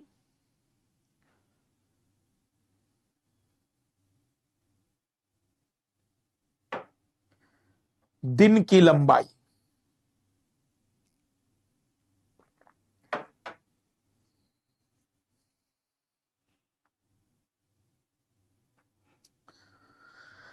तो याद रखिएगा, अभी मैंने आपको एक ट्रिक्स बताई। ध्रुवों की ओर दिन और रात की लंबाइयां ज्यादा होती हैं, विषुवत रेखा पर दिन और रात की लंबाई बराबरी की होती है। इसलिए लाल लालियो सबसे ज्यादा लंबा दिन श्रीनगर में होगा, उसके बाद दिल्ली में होगा साल के किसी न किसी मौसम में, फिर मुंबई में होगा और फिर चेन्नई में होगा। मतलब ABCD। अब मेरा सवाल है कि साल के किसी मौसम में सबसे लंबी रात कहां पर होगी? सबसे लंबी रात, इसका उत्तर तो श्रीनगर मैंने बता दिया। अब सबसे लंबी रात कहां पर होगी?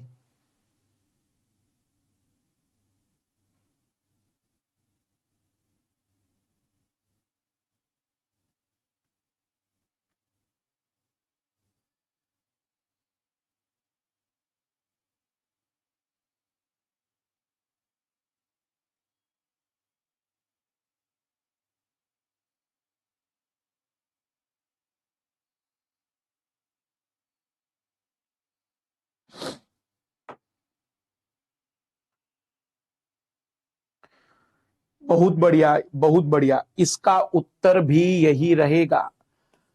रात की लंबाई का क्रम भी यही रहेगा, क्योंकि दिन और रात सबसे लंबे ध्रुव पर ही होते हैं। दिन हो तो भी ध्रुव पर ही 6 महीने का दिन होगा, और दूसरे ध्रुव पर 6 महीने की रात, फिर जब दूसरे ध्रुव पर दिन आएगा तो उस पर रात आ ही जाएगी। इसलिए ध्रुवों की ओर जो शहर होंगे वहां दिन और रात दोनों की लंबाई साल के कभी न कभी मौसम में ज्यादा रहेगी, और जो दिन और रात बराबर लंबाई के होंगे वो विषुवत रेखा पर होंगे। आइए अब हम बातचीत करने जा रहे हैं। एक और छोटी सी बात, जो पृथ्वी अपने अक्ष पर झुकी हुई है उसे थोड़ा समझ लीजिए। पृथ्वी अपने अक्ष पर 23.5 डिग्री पर झुकी है, 23.5 डिग्री पर लाल लालियो, पृथ्वी जिस अक्ष पर, जिस तल पर सूर्य के चारों तरफ घूम रही है, उस तल के सापेक्ष 66.5 डिग्री के एंगल पर झुकी हुई है। इसलिए दो चीजें याद रखेंगे। पृथ्वी अपने अक्ष पर कितनी झुकी है? 23.5 डिग्री। लेकिन कक्षीय तल मतलब सूर्य के चारों ओर जो परिक्रमा कर रही है, उस कक्षा के तल की बात करें तो 66.5 डिग्री पर झुकी हुई है। पृथ्वी का अक्ष काल्पनिक रेखा है जो उसके कक्षीय सतह से 66.5 डिग्री का कोण बनाता है। कक्षीय सतह से 66.5 डिग्री और पृथ्वी के अपने अक्ष से 23.5 डिग्री की बात करें। पृथ्वी सूर्य से प्रकाश प्राप्त करती है और पृथ्वी का आकार लगभग गोले के समान है, इसलिए एक समय में सिर्फ इसके आधे भाग पर ही सूर्य का प्रकाश पड़ता है। ये दिन और रात की बात बता रहा हूं। ये देख लिए, यहीं पर धूप है और पीछे पूरा अंधेरा है, तो इस क्षेत्र में रात है, इस क्षेत्र में दिन है। आप इसको ऐसे भी समझ सकते हैं इस चित्र से। यहां पर ये जो लाइन है ना, ये लाइन बड़ी इंपॉर्टेंट है। सूर्य के सामने वाले भाग में दिन होता है जबकि उसके पिछले भाग में रात होती है। ग्लोब पर वह वृत्त जो दिन और रात को विभाजित करता है उसे प्रदीप्ति वृत्त, सर्कल ऑफ इल्यूमिनेशन, या यह वृत्त अक्ष के साथ बिल्कुल भी नहीं होता। मतलब ये जो लाइन है, इस लाइन को हम कहते हैं सर्कल ऑफ इल्यूमिनेशन। सूर्य के सामने है तो इधर दिन और इधर रात होगी, तो जो लाइन गुजरती है उसको कहते हैं सर्कल ऑफ इल्यूमिनेशन, प्रदीप्ति वृत्त के नाम से उसे जाना जाता है। पृथ्वी को अपने कक्ष पर 24 घंटे लगते हैं घूमने के लिए, हमने ये सभी देखा था। ये देखना, ये एक और वीडियो जैसा समझ लीजिए कि पृथ्वी घूम रही है तो सूर्य लगातार उसके देशांतर बदलते चले जा रहे हैं। ये पृथ्वी पर लगातार देशांतर घूमते चले जा रहे हैं अलग अलग। अगर पृथ्वी घूर्णन नहीं करेगी तो सूर्य के एक तरफ वाला हिस्सा हमेशा गर्म रहेगा, दूसरी तरफ हमेशा रात रहेगी, ठंडा रहेगा, और इस तरह की अवस्था में जीवन संभव नहीं हो पाएगा। अब हम जिसकी बात कर रहे हैं ये है वो सिचुएशन। इस चित्र को अगर आप देखेंगे तो और ज्यादा बेहतर क्लैरिटी आएगी। पृथ्वी की दूसरी गति जो सूर्य के चारों ओर कक्ष में होती है उसे परिक्रमण कहा जाता है, जो 365 दिन 6 घंटे 9 मिनट में पूरी होती है। हम लोग एक वर्ष में 365 दिन मानते, 6 घंटे को इसमें नहीं जोड़ते, इसलिए हर चौथा वर्ष 6 घंटे के बाद एक 24 घंटे का रूप बन जाता है, और इसलिए फरवरी में 28 के जगह 29 दिन आ जाते हैं। लीप वर्ष में कुल 366 दिन होते हैं, वो एक दिन इसी कारण से आ जाता है। इसके अतिरिक्त दिन को फरवरी के महीने में जोड़ा जाता है। इस प्रकार प्रत्येक चौथे वर्ष फरवरी 28 के बदले 29 दिन की होती है, जैसे 2024। ऐसा वर्ष जिसमें 366 दिन होते हैं उसे लीप वर्ष कहा जाता है। अब जरा ये गति देखना, ये चित्र आपको बहुत बढ़िया से समझ में आना चाहिए। यही परिक्रमण गति है जिसको हम एक तरीके से सूर्य के चारों ओर पृथ्वी की कक्षा में गति कहते हैं। और ऐसी कक्षा को वृत्ताकार कक्षा नहीं कहेंगे, क्योंकि वृत्ताकार कक्षा होता तो सूर्य केंद्र में होता। ये दीर्घ वृत्ताकार कक्षा कहलाती है, जिसमें पृथ्वी की गति न्यूनतम भी होती है और पृथ्वी की गति अधिकतम भी होती है। जब अधिकतम होती है तो स्पीड कम हो जाती है, और जब न्यूनतम होती है तो स्पीड बढ़ जाती है। यह केपलर के नियम के अनुसार हो रहा है सब कुछ। जब पृथ्वी सूर्य के सबसे निकटतम होती है, जब पृथ्वी सूर्य के निकटतम होती है तो उसको उपसौर की स्थिति कहते हैं, और इसे अपसौर की स्थिति कहते हैं जब अधिकतम दूरी पर होती है। इसे कहते हैं पेरीहेलियन और उसे कहते हैं एपहेलियन। ये जो उपसौर की स्थिति होती है, उपसौर की, ये 2 से 3 जनवरी को होती है, और ये जो अपसौर की स्थिति होती है लगभग 3 से 4 जुलाई को होती है। 3 से 4 जुलाई को अपसौर की स्थिति मिलती है।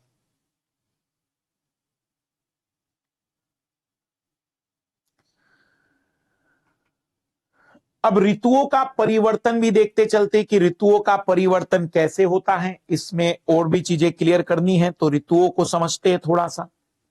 इधर ध्यान देना सभी लोग, मैं जो बताना चाह रहा हूं। 3 लाइनें हमें इस पूरे ग्लोब पर याद रखनी है। 3 लाइनों का पूरा खेल है।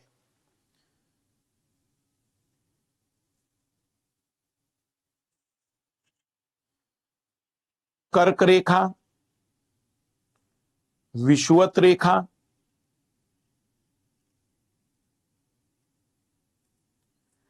और मकर रेखा।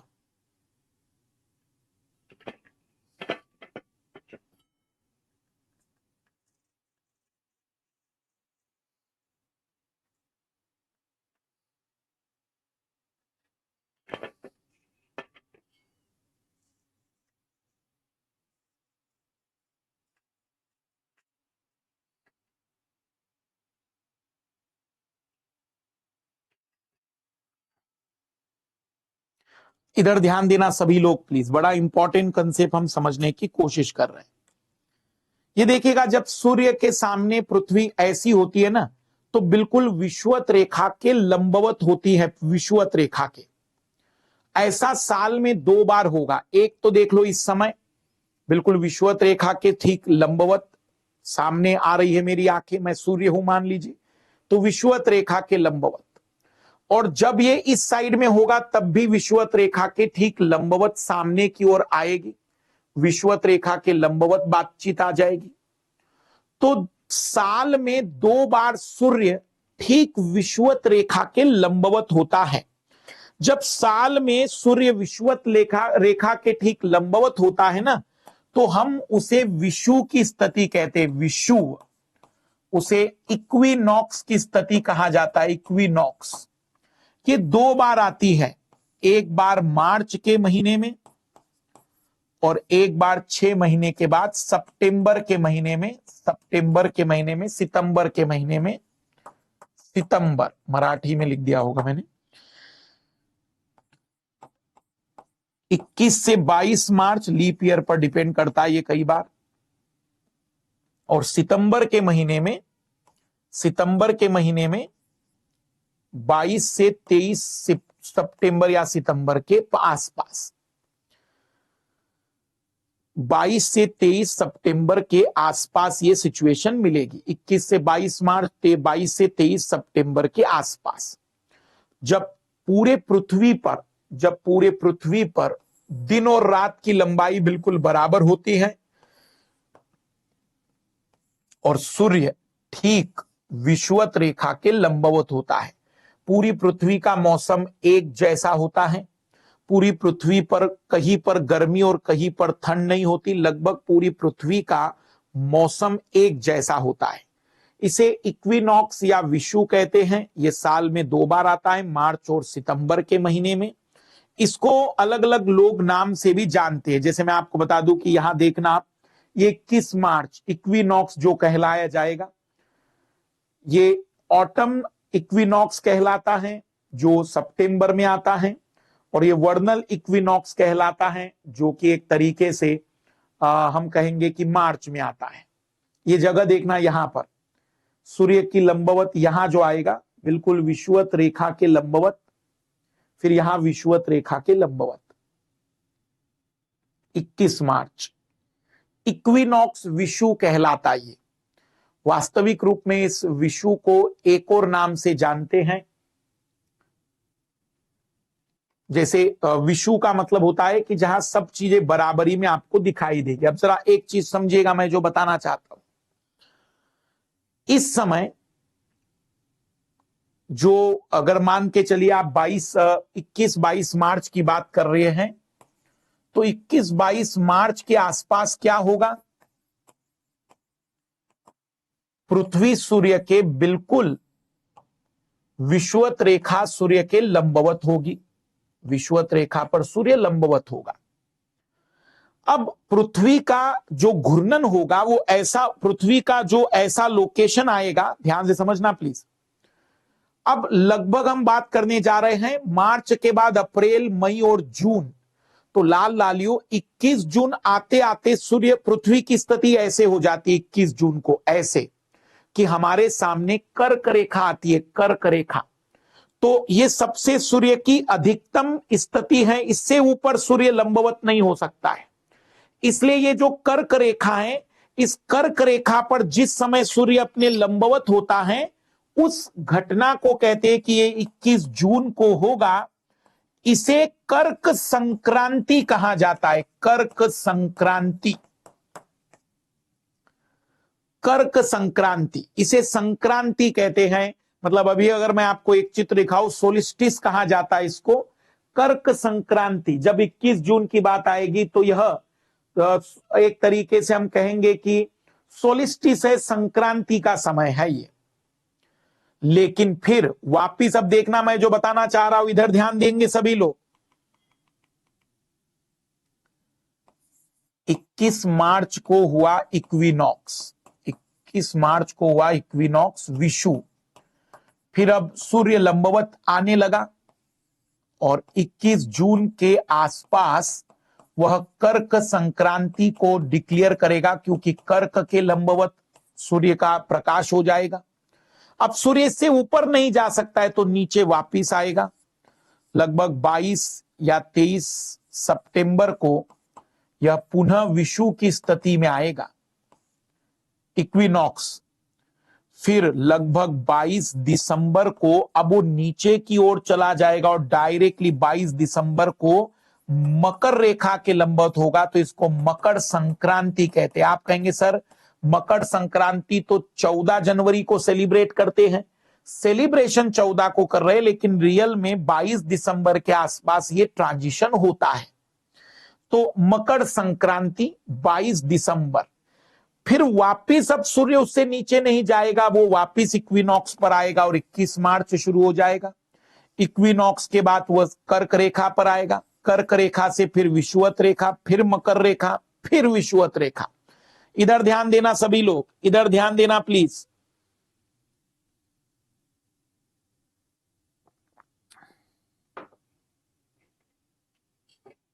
इधर ध्यान देंगे सभी लोग, अब ये समझना है आपको। सबसे पहले मार्च का महीना याद करिए, मार्च का महीना, और मार्च के महीने में ये बिल्कुल लंबवत हैं विषुवत रेखा के, विषुवत रेखा के। अब सूर्य लंबवत होता जाएगा उत्तर के गोलार्ध में, उत्तरी गोलार्ध में, और फिर 21 जून को कर्क रेखा के लंबवत। अब इससे ऊपर नहीं जा सकता है, मतलब इससे ऊपर इसलिए क्योंकि वो रोटे एंगल के कारण इससे ऊपर जा ही नहीं पाएगा। अब वापिस वो लौटेगा नीचे की ओर और इक्विनॉक्स की स्थिति मिलेगी सितंबर के महीने में। फिर दिसंबर में वो वापिस यहां मकर रेखा पर आएगा, दिसंबर में मकर रेखा पर पहुंचेगा। दिसंबर से वापिस वह विषुवत रेखा पर आएगा, विषुवत रेखा से अब वह 21 जून को कर्क रेखा पर आएगा, कर्क रेखा से अब वो सितंबर में वापिस विषुवत रेखा पर आएगा, और फिर वह दिसंबर के महीने में 22 दिसंबर को वह मकर रेखा पर पहुंचेगा। अगर आप सूर्य की स्थिति को देखेंगे तो मैं एक चित्र बना रहा हूं, शायद उससे और क्लैरिटी आ जाए। ये सूर्य है, पृथ्वी पर 3 लाइनें हम बना रहे हैं। इस समय ये 21 जून या 21 मार्च 22 मार्च की स्थिति है जब वो विषुवत रेखा पर है। अब आगे गई पृथ्वी, अब यहां पर कर्क रेखा के वह लंबवत आ गया, या कर्क रेखा के लंबवत आ गया यहां पर।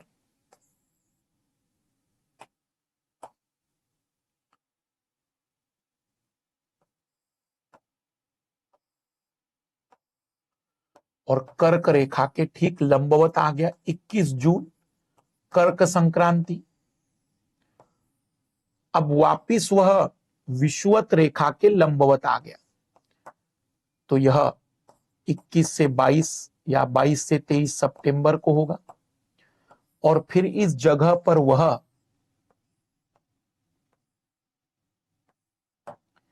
मकर रेखा के लंबवत आ गया 22 दिसंबर को, 22 दिसंबर को। मैं इस चित्र को अब आपको एक तरीके से यहां से दिखाना चाह रहा हूं, इसको देखिएगा जरा, लगे तो मैं एक बार और बदलाव करता हूं ताकि और क्लैरिटी आए, याद करने में थोड़ी। हाँ, ये देखिएगा, ये चित्र ज्यादा जल्दी समझ में आएगा। यहां पर देखिएगा, ये 21 और 22 जून की बातचीत है। 21-22 जून के महीने में, 21-22 जून के समय में ये वाली जो लाइन है, ये वाली जो लाइन है वो उसके लंबवत आ रही है, कर्क रेखा, कर्क रेखा लंबवत आ रही है। और यहां पर मकर रेखा लंबवत आ रही है, ये मकर रेखा। पहले वापिस आते हैं 21 जून को कर्क रेखा पर, फिर वह अब 22 सितंबर के आसपास बिल्कुल विषुवत रेखा के लंबवत आ जाएगा, विषुवत रेखा के। फिर विषुवत रेखा के लंबवत सितंबर में आने के बाद अब वो दिसंबर की ओर 22 दिसंबर के आसपास एग्जैक्टली मकर रेखा के लंबवत आएगा, और फिर 21 मार्च को पुनः हम कहेंगे कि एक तरीके से वह विषुवत रेखा के लंबवत आएगा। पुनः रिपीट कर रहा हूं मैं, 21 मार्च विषुवत रेखा पर, 21 जून कर्क रेखा पर, अधिकतम उच्चतम स्थिति कहेंगे।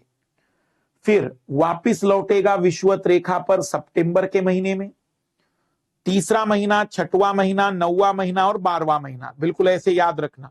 12वां महीना 22, 21, 22 दिसंबर को मकर रेखा पर, 3-3 महीनों के इंटरवल पर आएगा।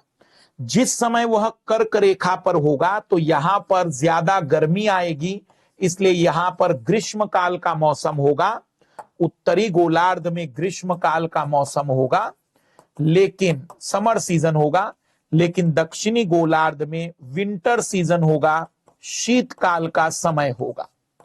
जब वो मकर रेखा के लंबवत रहेगा तो यहां पर पूरी तरह से ग्रीष्म काल का समय रहेगा।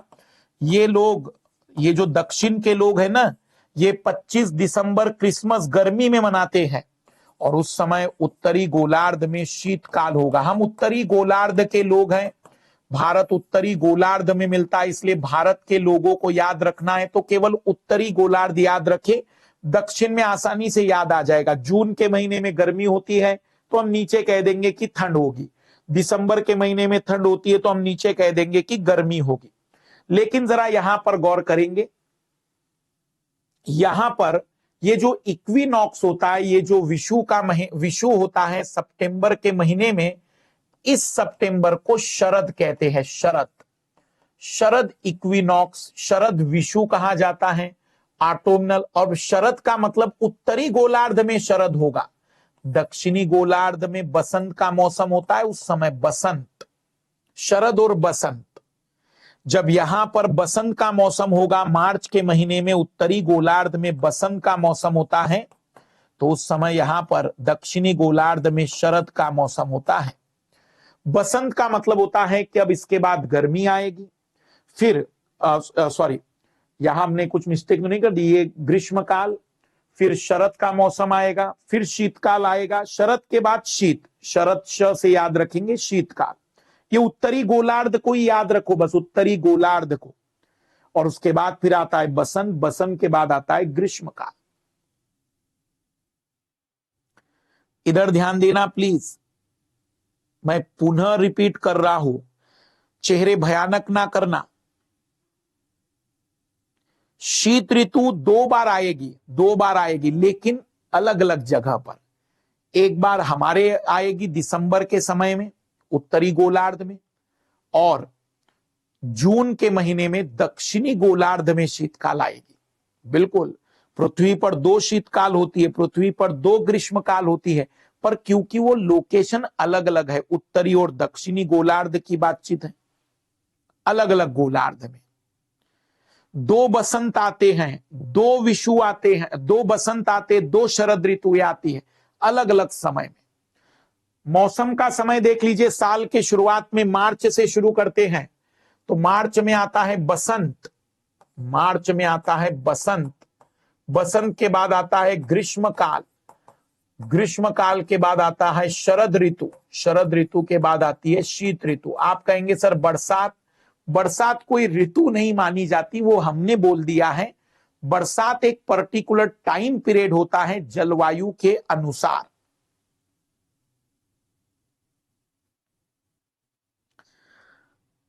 कितने लोगों को मतलब चीजें क्लियर हो पाई हैं?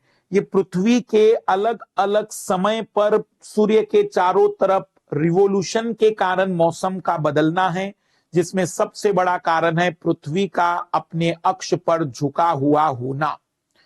इसमें दो इक्विनॉक्स हैं, दो इक्विनॉक्स जब होते हैं तो बसंत और शरद ऋतु का मौसम होता है, बसंत और शरद ऋतु होती है। और जब संक्रांतियां होती है, कर्क और मकर संक्रांतियां, तो ग्रीष्मकाल और शीतकाल होते हैं। इक्विनॉक्स का मतलब होता है जब सूर्य पृथ्वी के विषुवत रेखा के लंबवत होता है। संक्रांति का मतलब होता है जब सूर्य अपने अधिकतम उत्तर या अधिकतम दक्षिणी बिंदु पर होता है। यदि उत्तरी अधिकतम बिंदु पर है तो कर्क संक्रांति, और यदि दक्षिणी बिंदु पर है तो मकर संक्रांति। कर्क संक्रांति 21 जून को आती है तो मकर संक्रांति 22 दिसंबर। लेकिन ये एक दिन आगे पीछे होगा, डिपेंड करता है कि लीप ईयर है या नॉर्मल ईयर का मौसम है।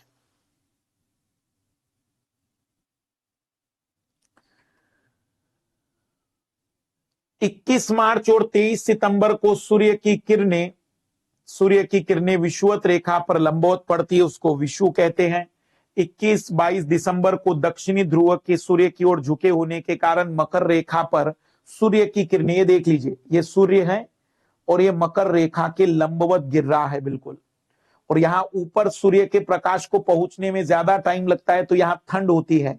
यहां 6 महीने की रात रहेगी और यहां 6 महीने का दिन रहेगा। ये 22 दिसंबर 21 दिसंबर की हम बातचीत कर रहे हैं, तो हम ऊपर की ओर रहते इसलिए हमें ठंड का मौसम महसूस होगा और नीचे गर्मी का मौसम होगा।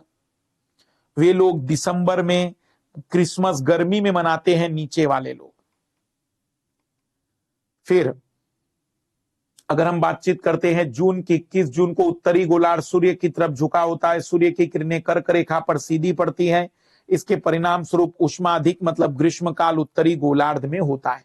बाकी इसको आप ध्यान से देखेंगे तो अब चीजें आपको और भी क्लियर होगी, और इस चीज को भी गौर करते चलिएगा। ये वाला जो चित्र है इससे भी पूरी बातें समझ में आ जाएगी, कहां ग्रीष्म काल, कहां शीतकाल, ये सारी घटनाएं। अब एक छोटा सा आखिरी पॉइंट समझा रहा हूं, मुझे बताना समझ में आ गया तो। इस चित्र को जरा ध्यान से देखेंगे सभी लोग। उपसोर मिलता है 2 से 3 जनवरी। अब 2 से 3 जनवरी के समय सूर्य किसके लंबवत है, किसके लंबवत है? मकर रेखा के। और उसी समय सूर्य की दूरी पृथ्वी के सबसे न्यूनतम बिंदु पर होती है। पृथ्वी और सूर्य के बीच की दूरी सबसे कम होती है। तो रियलिटी में ध्यान से सुनेंगे, उस समय यहां ग्रीष्म काल होने के कारण गर्मी, जितनी गर्मी पड़नी चाहिए थी उससे भी ज्यादा पड़ जाती है। और यहां पर ठंड थोड़ी सी कम हो जाएगी, जितनी ठंड पड़नी चाहिए थी उससे कम ठंड पड़ती है। उत्तरी गोलार्ध वालों को तो फायदा हो गया उसी तारीख का, लेकिन दक्षिणी गोलार्ध वालों को सामान्य से ज्यादा गर्मी झेलनी पड़ी, इसलिए दक्षिणी गोलार्ध में आग लगने की घटनाएं बढ़ जाती है। जिस समय 3 और 4 जुलाई का समय चल रहा है उस समय दक्षिणी गोलार्ध में शीतकाल है और उत्तरी गोलार्ध में ग्रीष्म काल है, लाल लालियो।